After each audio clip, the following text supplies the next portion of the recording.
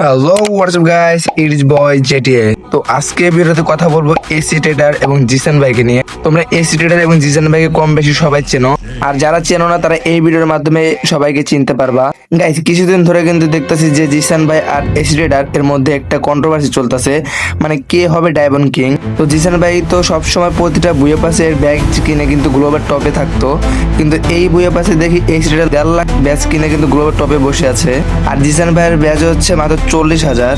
এখন এই নিয়েই আস্তে আস্তে দুজনের মধ্যে কন্ট্রোভার্সি বাড়তেছে। তো এসি ট্রেডার কি বলে তা তোমরা শোনো। কেউ একজন নিজেকে নিয়ে অনেক অহংকার করতেছিল, তাই আমি সামান্য কিছু ব্যাজেস কিনে তাকে এটা বোঝানোর চেষ্টা করছি বেশি অহংকার করা ভালো না, অহংকার কিন্তু পতনের মূল।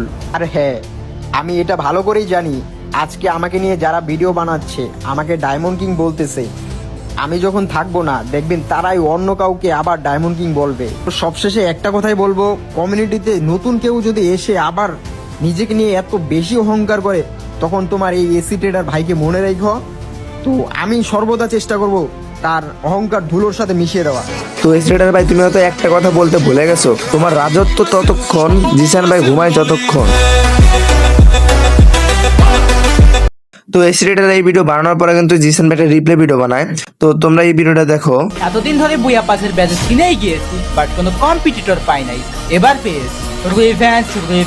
Revenge. I don't like, I avoid, but when anyone forced to revenge me, I can't avoid.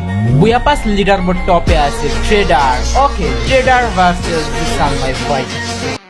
তো আমরা ওয়েট করবো যাতে জিসান ভাইয়ের পাল্টা একটা জবাব দেয়। তোমরা সবাই এসি ট্রেডারকে কম বেশি সবাই চেনো, কারণ সে হয়তো বাংলাদেশের সবচেয়ে বড় ট্রেডার, সবসময় ট্রেডিং এর টপে থাকে। তার ইনকাম সোর্স কিন্তু ওইটাই, মানে ট্রেডিং থেকে কিন্তু টাকা ইনকাম করে।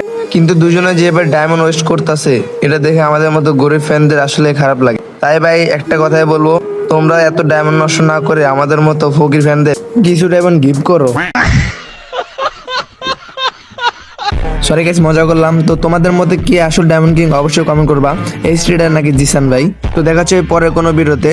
তো আল্লাহ হাফেজ।